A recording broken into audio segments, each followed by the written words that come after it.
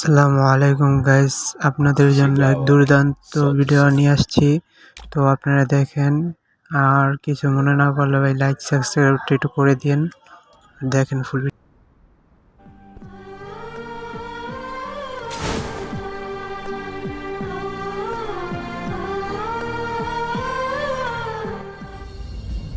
C রিবা, তোর পছন্দ এত নিচে তা আগে জানতাম না। এরকম একটা কালো ছেলে তোর বন্ধু? ওকে দেখেই তো আমার বমি আসছে। আর এই কালো ছেলেটাকে তুই আমাদের সাথে ঘুরতে নিয়ে এসেছিস? তুই এই ছেলেটার সাথে থাকতে পারিস, কিন্তু আমরা না। মাথাটা একদম গরম হয়ে গেল। এই সব হয়েছে সাকিবের জন্য। ওকে ডাক দিলাম, তোর সাথে ওই কালো ছেলেটাকে এনেছিস কেন?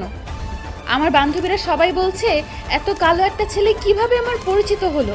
তোর জন্য আজকে ওদের কাছে আমার মান সম্মান শেষ হলো। এখানে আমরা সবাই ঘুরতে এসেছি, আর তুই ওরে নিয়ে এসেছিস কেন? ওদের কাছে আমার আর কোনো মান সম্মানই থাকলো না। আর ওই ছেলেটার কি কোনো কাণ্ডজ্ঞান নেই? কোথায় যেতে হবে তাও জানে না। এখানে সবাই ঘুরতে এসেছি, কত পিক তুলবো আমরা, কিন্তু ওর জন্য তা তোলা যাবে না। ও আমাদের সাথে থাকলে মনে হবে অন্ধকার নেমে এসেছে।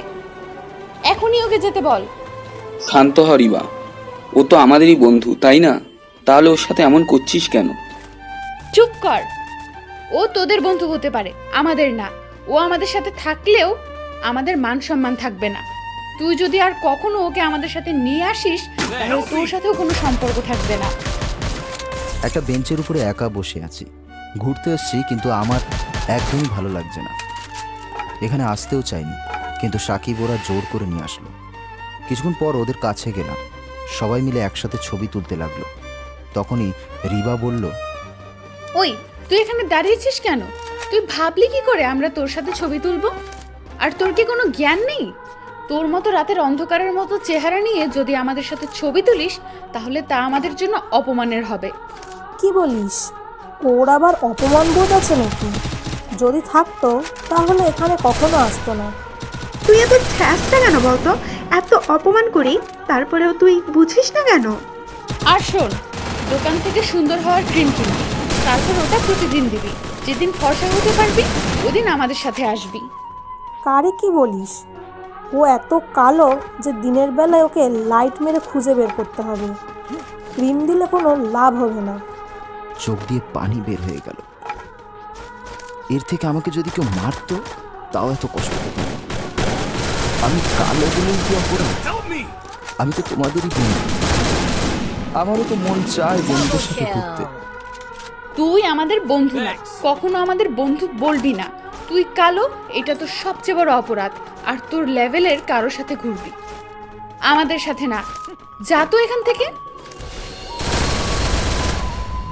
ওদের কাছ থেকে চলে আসলাম, চোখ দিয়ে পানি পড়তে লাগলো। কালো বলে কি সব জায়গায় আমি অপমানিত হব?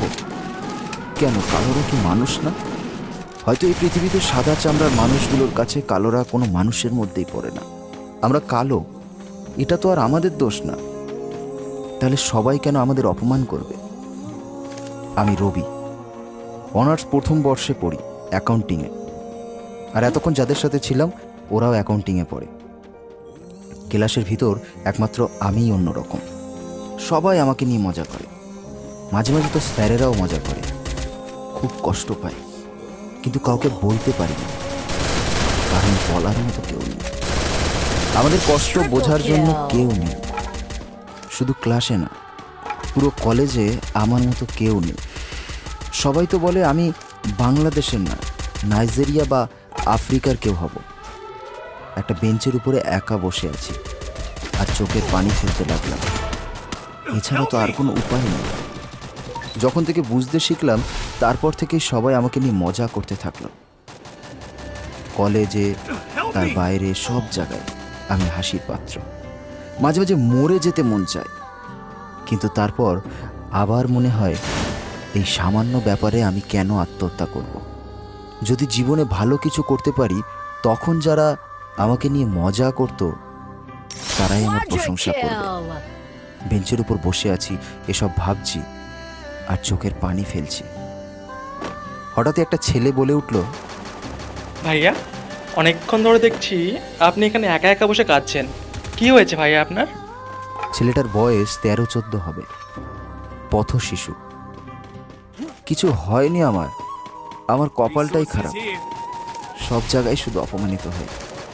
কেন ভাইয়া? কেন আবার? আমার এই সুন্দর চেহারার জন্য? ভাইয়া যদি কিছু মনে না করেন একটা কথা বলি। অন্য সবাই যদি আপনাকে অপমান করে তাহলে সেখানে আপনার কিছু করার নেই, কিন্তু আপনি নিজেকে নিজে কেন অপমান করছেন? অন্য সবার কাছে যেমনই হন না কেন আপনি নিজের কাছে তো আপনি সেরা। ছেলেটার কথা শুনে অবাক হয়ে তাকিয়ে রয়েছি। এতটুকু একটা পথ শিশু যা বোঝে, আমরা ভদ্র সমাজের শিক্ষিত মানুষগুলোও তাও বুঝি না। এই লেখাপড়া করে কি লাভ যে লেখাপড়া মানুষদের সম্মান দিতে শেখায় না? এর চেয়ে লেখাপড়া না করাই ভালো। আপনাকে যারা কালো বলে অপমান করে আসলে তাদের মনটাই কালো। ছেলেটার সাথে কথা বলে ভালো লাগলো। অনেকক্ষণ ওর সাথে কথা বললাম। ছেলেটাকে কিছু টাকা দিতে চাইলাম, কিন্তু নিল না। নাম কি তোমার?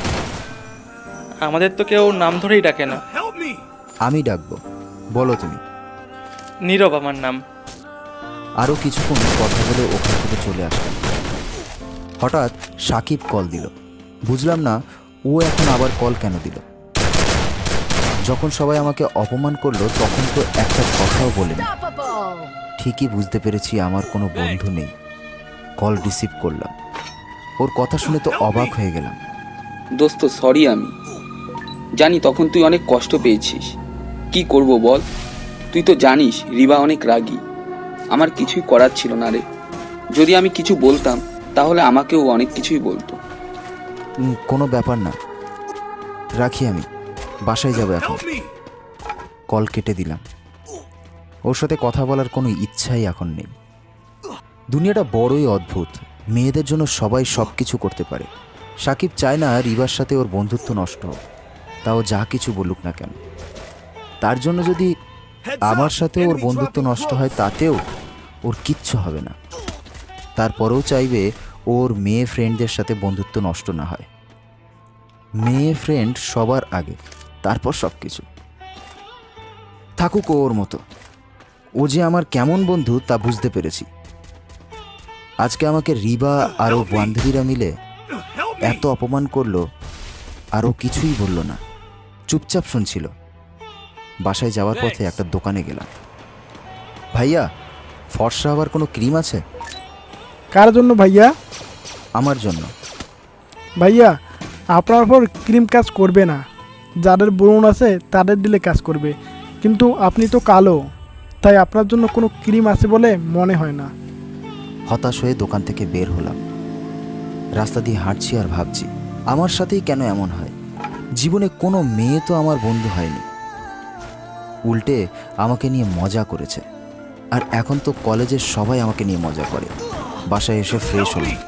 রাতে খাওয়ার পর শুয়ে আছি আর ভাবছি সকালে আবার কলেজে যেতে হবে।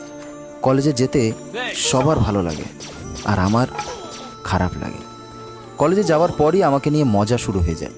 সকালে ঘুম থেকে উঠে ফ্রেশ হয়ে নাস্তা করলাম, তারপর কলেজে গেলাম। ক্লাসে এসে একটা বেঞ্চে বসলাম। কিছুক্ষণ পর রিবা আর ও বান্ধবীরা আসলো। আমাকে দেখে বলতে লাগলো, ওই, তোকে বলেছি না ক্লাসে এসে সবসময় পিছনের বেঞ্চে বসবি? আমি কেন পেছনের বেঞ্চে বসবো? আর পেছনে বসলে স্যারেদের কথা ভালো করে শোনা যায় না। ওই, তুই এত পড়ালেখা করে কি করবি? তোরা তো এমনিই কেউ চাকরি দিবে না। এখন এখান থেকে ওঠ। উঠবো না এখান থেকে। আপনার কথা কেন শুনবো? আপনার ভালো না লাগলে আমার সামনে আসবেন। আমি তো আর আপনার সামনে যাচ্ছি না। রিবা আমাকে থাপ্পড় দিতে চাইল, কিন্তু আমি হাত ধরে ফেলেছি। ক্লাসের সবাই আমাদের দিকে তাকিয়ে আছে। দেখুন, আপনাকে আমি কিছুই বলিনি। আপনিই সবসময় আমাকে অপমান করেন। আপনাকে তো আর আমার সামনে এসে কথা বলতে বলছি না, তাহলে কেন আপনি শুধু শুধু আমাকে নিয়ে পড়ে থাকেন? ক্লাসের সবাই অবাক হয়ে আমাদের দিকে তাকিয়ে আছে। তারা হয়তো ভাবছে আমার সাহস হলো কি করে। আসলে এতদিন সবাই আমাকে অপমান করত, আমিও নিজেকে অপমান করতাম কালো বলে। কিন্তু ওই ছেলেটা আমার চোখ খুলে দিল। এখন সবাই আমাকে অপমান করলেও আমি নিজেকে করব না, তাতে যতই কষ্ট পায় না কেন। আমার কাছে আমি পৃথিবীর সবচেয়ে সুন্দর ব্যক্তি। রিবা রাগ করে ক্লাস থেকে চলে গেল। ক্লাস শেষে ক্যাম্পাসে একা একা বসে আছি। সবাই বন্ধুদের সাথে আড্ডা দিচ্ছে, কিন্তু আমি তার ব্যতিক্রম। আমার সাথে আড্ডা দেওয়া তো দূরের কথা, কেউ কথা বলতেও আসে না। সবাই কত সুন্দর, আমার মতো কালো ছেলের সাথে কে কথা বলতে আসবে? মাঝে মাঝে সবাইকে দেখলে খুব মন খারাপ হয়, চোখ দিয়ে পানি পড়ে যায়। হঠাৎ রিবা এসে আমার গলার কলার ধরে থাপ্পড় মারতে লাগলো। তারপর ওর সাথে আসা ছেলেগুলো আমাকে মারতে থাকলো। তোর সাহস কি করে হয় ক্লাসে আমাকে অপমান করার? আজকে তোর এমন অবস্থা করব, জীবনে আর কখনো আমার সামনে পড়বি না। এই সবাই ওকে মারতে থাক। চোখ দিয়ে পানি গড়িয়ে পড়ল। আমাকে সাহায্য করার মতো কেউ নেই। রিবার বাবা বড় রাজনীতিবিদ। দয়া করে মাফ করবেন, আপনাদের ফুল ভিডিওটা দিতে পারি নাই, তো ফুল ভিডিওটা নেক্সট ভিডিওতে আমি দিয়ে দেব। যারা যারা ভাই ফুল ভিডিওটা দেখছেন তাদেরকে অসংখ্য ধন্যবাদ। আর ভাই যারা যারা পুরো বয়সটা শুনছেন, তো আপনাদের কেমন লাগছে আপনারা একটু বলবেন, আর একটু শেয়ার কমেন্টে জানিয়ে দিয়েন, ঠিক আছে।